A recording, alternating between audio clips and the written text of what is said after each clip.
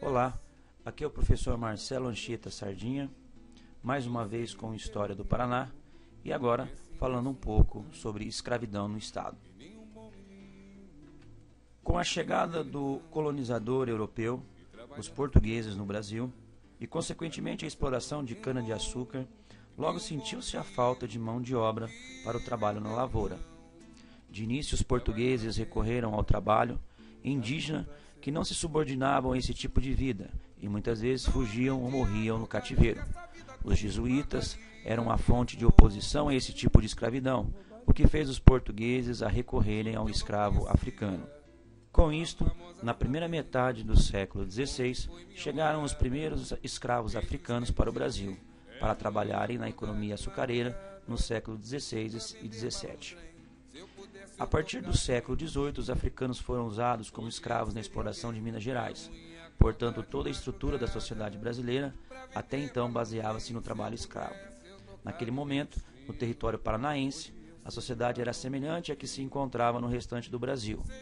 Por exemplo, o sistema de trabalho escravo indígena ou africano foi utilizado e empregado também no início da mineração de ouro no litoral no século XVII. Também era comum homens livres que trabalhavam não como empregados, mas como membros de famílias numerosas ou pequenos poceiros. O importante a se destacar é que havia participação do escravo na sociedade paranaense, mas não na quantidade que encontrávamos no Nordeste açucareiro ou em Minas Gerais.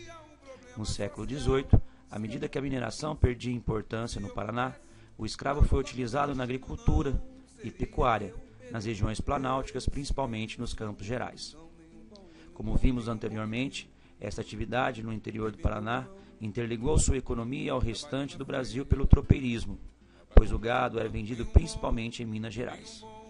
Em meados do século XIX, entre 1826 e 1831, surgiram as primeiras tentativas no sentido de proibição do tráfico negreiro da África para o Brasil. No entanto, essas determinações não eram cumpridas no Paraná. Podemos notar tal fato ao percebermos historicamente que o Porto de Paranaguá tornou-se um dos maiores centros de contrabando de escravos no Brasil. Estes eram trazidos para Paranaguá e transportados em seguida para outros pontos do Brasil. O movimento pela abolição da escravatura no Brasil desenvolveu-se principalmente após a Guerra do Paraguai, 1864, e a ideia abolicionista atingiu também o Paraná, encontrando apoio em inúmeros proprietários que libertavam seus escravos. Foram criadas sociedades civis em Paranaguá, como a Sociedade Redenção Paranaguense, e em Curitiba a Sociedade Ultimato, que coletavam dinheiro para a compra e libertação de escravos. Mas a diminuição da porcentagem de escravos na província do Paraná ocorre somente com a abolição da escravatura em 13 de maio de 1888. Com isso, o país buscou, sobretudo para a lavoura, a mão de obra de imigrante europeu.